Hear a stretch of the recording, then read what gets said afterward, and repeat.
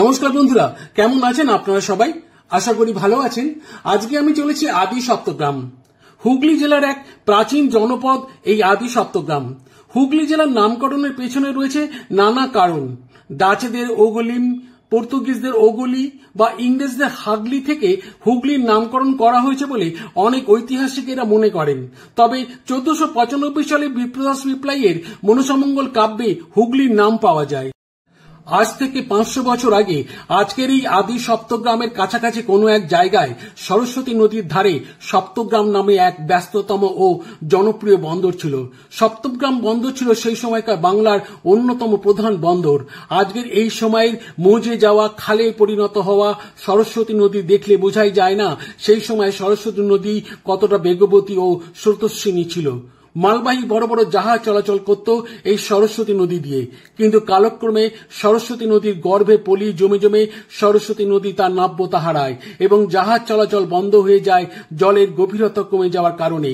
ধীরে ধীরে সপ্তগ্রাম বন্দর ইতিহাসের পাতায় ঠাঁই নেয়, কিন্তু সপ্তগ্রাম নামটি আদি সপ্তগ্রামের সাথে জুড়ে গিয়ে আজও স্মৃতি হয়ে বেঁচে আছে সেদিনকার প্রধান বন্দর সপ্তগ্রামের নাম। অতীতের গৌরব সপ্তগ্রাম বন্দরকে কেন্দ্র করে এখানে গড়ে উঠেছিল এক বিশাল ও সমৃদ্ধ জনপদ, কিন্তু সপ্তগ্রাম বন্দর তার জৌলুস হারালে বহু মানুষ জীবন ও জীবিকার সন্ধানে এই অঞ্চল ছেড়ে বিভিন্ন জায়গায় গিয়ে বসতি স্থাপন করে। বন্ধুরা, আজ আমি চলেছি আদি সপ্তগ্রাম এবং তার আশেপাশে কিছু অঞ্চলে বেশ কিছু দর্শনীয় স্থান দেখব বলে। তবে তার মধ্যে আমার একটা সবচেয়ে বেশি আকর্ষণীয় ছিল ত্রিবেণীর বাসুদেবপুরে রঘু ডাকাতের কালী মন্দির দেখার। যদিও এই কালী মন্দিরটি রঘু ডাকাতের কালী মন্দির হিসেবে লোকমুখে বেশি প্রচলিত, কিন্তু এই কালী মন্দিরের প্রতিষ্ঠাতা ছিলেন রঘু ডাকাতের ভাই বুধ ডাকাত। বাঙালিরা কবে যে কালী পুজো শুরু করেছিল তার সঠিক ইতিহাস কিন্তু জানা যায় না। বাংলার বিভিন্ন প্রত্নক্ষেত্র থেকে চণ্ডী মূর্তি বা দুর্গা মূর্তি উদ্ধার হলেও কালী মূর্তি কিন্তু কোথাও পাওয়া যায়নি। 1700 শতকের প্রথম দিকে প্রখ্যাত তন্ত্র সাধক, যিনি তন্ত্র সাধনার ক্ষেত্রে এক যুগান্তকারী অধ্যায়ের সূচনা করেছিলেন, সেই কৃষ্ণানন্দ আগমবাগীশ প্রথম মৃন্ময়ী কালী মূর্তি তৈরি করে পুজো শুরু করেন। এই তো গেল কৃষ্ণানন্দ আগমবাগীশের কালী পুজোর কথা। এবারে বলি ডাকাতদের কালী পুজোর কথা। আজ থেকে প্রায় 300-400 বছর আগে বাংলার বিভিন্ন প্রান্তে ভয়ানক সব ডাকাত বা ডাকাতের দল ডাকাতি করে বেড়াতো। তারা ডাকাতি করতে যাওয়ার আগে ভীষণ দর্শনা করাল বদনা শক্তিদায়িনী মা কালীর পুজো করত এবং অনেক ক্ষেত্রে ডাকাত দল ডাকাতি করতে যাবার আগে মা কালীর কাছে নরবলি দিত। মোটামুটি সপ্তদশ শতক থেকে 19 শতকের মাঝামাঝি পর্যন্ত এই সব ডাকাত দলের আধিপত্য ও দৌরাত্ম্য বজায় ছিল। আদি সপ্তগ্রাম যাব বলে হাওড়া থেকে সকাল 8:05 বর্ধমান মেন লাইনে লোকালে উঠে পড়েছিলাম। ট্রেনটা ফাঁকাই ছিল। জানলার ধারে একটা সিট নিয়ে জানলা দিয়ে বাইরের গ্রাম বাংলার সুজলাং সুফলাং শস্য শ্যামলাং নয়নাভিরাম দৃশ্য দেখতে দেখতে এগিয়ে চললাম আদি সপ্তগ্রামের দিকে। হাওড়া থেকে 16টা স্টেশন পার করার পর আসবে আদি সপ্তগ্রাম স্টেশন। সময় লাগবে মোটামুটি 1 ঘন্টা। চলুন ট্রেনে যেতে যেতে ত্রিবেণীর বাসুদেবপুরে রঘু ডাকাতের কালীবাড়ির গল্পটা আপনাদের শোনাই। সেই সময় অর্থাৎ আজ থেকে প্রায় 300 বছর আগে এই অঞ্চলটা ছিল গভীর জঙ্গলে পরিপূর্ণ। সেই জঙ্গলে বাস করত নানা হিংস্র বন্য জন্তু। সেই গভীর জঙ্গলেই দলবল নিয়ে ডেরা বেঁধেছিল রঘু ডাকাতের ভাই বুধ ডাকাত। শোনা যায় রঘু ডাকাত ও বুধ ডাকাত দুই ভাই দিনের বেলায় চাষের কাজ করত আর রাতের বেলায় ধনী লোকেদের বাড়িতে ডাকাতি করতে যেত। ডাকাতি করার সময় কোনো মহিলা বা শিশুর গায়ে তারা হাত দিত না, কিন্তু কোনো পুরুষ মানুষ যদি তাদের বাধা দিত তার মৃত্যু ছিল অনিবার্য। বুধ ডাকাত এই জঙ্গলে এক বিশাল বটগাছের তলায় পঞ্চমুণ্ডীর আসনের ওপর মায়ের মূর্তি স্থাপন করে মায়ের পুজো করত। তবে বর্তমানে সেই বটগাছও নেই, পঞ্চমুণ্ডীর আসনও নেই, আর সেই বিগ্রহও নেই। কালের করাল গ্রাসে সবকিছুই আজ হারিয়ে গেছে। আজকের বাসুদেবপুরে গেলে দেখা যায় রাস্তার ধারে বড় বড় গাছের ছায়ায় ঢাকা বড়সড় এলাকা নিয়ে বুধ ডাকাতের কালীতলা, যার এক পাশে রয়েছে একচোরা বিশিষ্ট উঁচু ভিতের ওপর মায়ের মন্দির। গর্ভগৃহে রয়েছে মায়ের মূর্তি, যার উচ্চতা 7 ফুট। মা এখানে চতুর্ভুজা, বাঁ হাতে তরবারি, ডান হাতে অভয় মুদ্রা।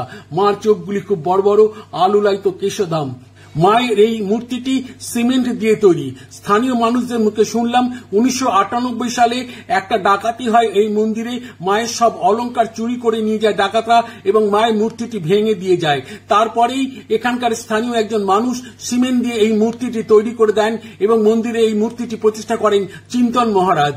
স্থানীয় মানুষদের মুখে শুনলাম মায়ের বাঁহাতে যে তরবারিটি রয়েছে সেটি নাকি বুধো ডাকাতের তরবারি এবং বুধো ডাকাত যে হাঁড়ি কাটে নরবলি দিত সেই হাঁড়িকার নাকি মন্দিরে আজও রয়েছে। তবে স্থানীয় মানুষদের অনেক অনুরোধ করেও সেই হাঁড়িকারটি দেখবার সুযোগ পেলাম না। আর সেই সময় মন্দিরে কোনো পুরোহিত না থাকায় আমাদের হাঁড়িকার দেখার স্বপ্ন আর পূরণ হলো না। আমরা দেখতে দেখতে চলে এলাম আদি সপ্তগ্রাম স্টেশনে। আপনারা দেখছেন আদি সপ্তগ্রাম স্টেশন। এই স্টেশন থেকে বেরিয়ে আমরা টোটো নিয়ে চলে যাব আজকের এই বাসুদেবপুরে রঘু ডাকাতের কালীবাড়িতে। এই যে আমরা কালীবাড়ির দরজায় পৌঁছে গেছি।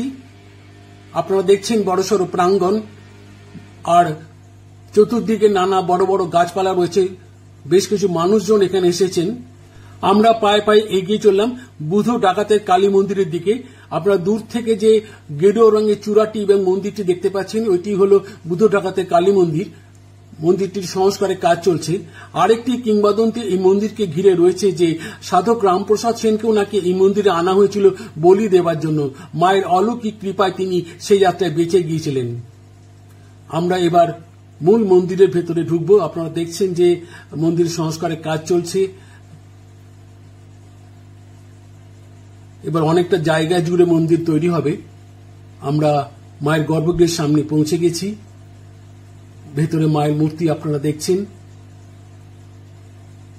মূর্তির বর্ণনা আমি আগেই দিয়েছি। মায়ের বাঁ হাতে যে তরবারিটি রয়েছে যেটি আগেই বলেছি যে স্থানীয় মানুষরা আমাদের জানালেন যে এটি নাকি বুধো ডাকাত ব্যবহার করতেন। তবে এই মন্দির নিয়ে যেসব গল্প বা কাহিনী আপনাদের শোনালাম সবই কিন্তু কিংবদন্তি, মিথ বা জনশ্রুতি। এর মধ্যে যৌক্তিকতা বা ঐতিহাসিক সত্য খুঁজতে যাওয়াটা অর্থহীন। মায়ের মন্দিরে মায়ের কাছে ভক্তি আর বিশ্বাসটাই হলো আসল কথা। ওই যে কথায় আছে না যে বিশ্বাসে মিলায় বস্তু তর্কে বহুদূর। বিশ্বাস করলে সবই সত্য আর বিশ্বাস না করলে সবই অসত্য। আপনাদের মন্দির চত্বরটি দেখাবার চেষ্টা করছি। আপনারা দেখছেন যে এখানে সংস্কারের কাজ চলছে। এইবারে এই যে চৌকো মতন জায়গাটি দেখছেন যে রেলিং দিয়ে ঘেরা আর ফুল দিয়ে সাজানো, এখানে বলি হয়। তবে হাড়িকাঠটি সবসময় এখানে পোতা থাকে না। যখন বলি হয় তখনই হাড়িকাঠটি এখানে পোতা হয়ে থাকে। দূর থেকে মায়ের গর্ভগৃহটি আপনাদের আবার দেখাবার চেষ্টা করছি। বুধো ডাকাতকে নিয়ে আরেকটি জনশ্রুতি হলো, আপনাদের আগেই বলেছি বুধো ডাকাত যখন ডাকাতি করতে যেত তখন নরবলি দিয়ে ডাকাতি করতে যেত এবং সে ডাকাতিতে সফল হতো। একবার নরবলি দিয়ে ডাকাতি করতে গিয়ে সে বাধাপ্রাপ্ত হয় এবং তার দলের অনেকেই ধরা পড়ে। সে একা কোনো ক্রমে প্রাণ নিয়ে ফিরে আসে। এই ঘটনার পর ক্ষিপ্ত হয়ে বুধো ডাকাত খড়গ দিয়ে মাকে আঘাত করে, কিন্তু পরবর্তীকালে সে তার নিজের ভুল বুঝতে পারে, মায়ের ক্ষতস্থান সারিয়ে দেয় এবং মায়ের কাছে ক্ষমা চেয়ে নেয়। এবার মন্দির চত্বর লাগোয়া একটি বিশাল বটগাছ আপনাদের দেখাবার চেষ্টা করছি। দেখুন বটগাছের ঝুড়ি নেমে বটগাছটি বিশাল আকার ধারণ করেছে এবং ডালপালা বিস্তার করে অনেকটা জায়গায় জুড়ে সে রয়েছে। আপনারা দেখছেন সেই বটগাছটি। আর মন্দির যে সংস্কারের কাজ চলছে আপনাদের আগেই দেখেছি, আরেকবার দেখাচ্ছি আপনাদের। এইবারে আপনাদের মন্দিরের থামের গায়ে একটি পোস্টার দেখানোর চেষ্টা করছি। সেখানে লেখা রয়েছে যে আগামী 11ই ফেব্রুয়ারি মঙ্গলবার ডাকাতি মায়ের বাৎসরিক অনুষ্ঠান, সকল ভক্তদের আমন্ত্রণ রইল। শোনা যায় বুধো ডাকাতের কালী মন্দিরটি স্থাপিত হয়েছিল কোনো এক মাঘ মাসের শুক্ল পক্ষে। তবে এই মন্দিরের প্রধান পুজো উৎসব হল দীপান্বিতা কালী পুজো। এছাড়া নিত্য পুজো হয়ে থাকে মায়ের মন্দিরে। আর প্রতি অমাবস্যায় রাতে মায়ের পুজো হয়। আর পুরো পুজো হয় তন্ত্র মতে। ছাগ বলির প্রথাও আছে এই মন্দিরে। আর স্থানীয় মানুষদের কাছে এই বুধোর কালী অত্যন্ত জাগ্রত কালী। মায়ের কাছে যে যা মনস্কামনা করেন তাদের সবার মনস্কামনা মা পূর্ণ করে দেন। বন্ধুরা, এইবার দেখাচ্ছি এই মন্দিরে খুব কাছেই রয়েছে সরস্বতী নদী। যে সরস্বতী নদী এবং সপ্তগ্রাম বন্দরের কথা ভিডিও শুরুতে আপনাদের জানিয়েছি। বন্ধুরা, আজকের ভিডিও তাহলে এখানেই শেষ করছি। যদি ভিডিওটি ভালো লেগে থাকে তাহলে প্লিজ লাইক, কমেন্ট ও শেয়ার করবেন এবং আমার চ্যানেলটিকে সাবস্ক্রাইব করে আমার পাশে থাকবেন এবং এই রকম নানা আকর্ষণীয় ভিডিও উপহার দিতে আমাকে উৎসাহিত করবেন। সবাই খুব ভালো থাকবেন, সুস্থ থাকবেন, আনন্দে থাকবেন। আজকের মতো ভিডিও এখানেই শেষ করছি। নমস্কার।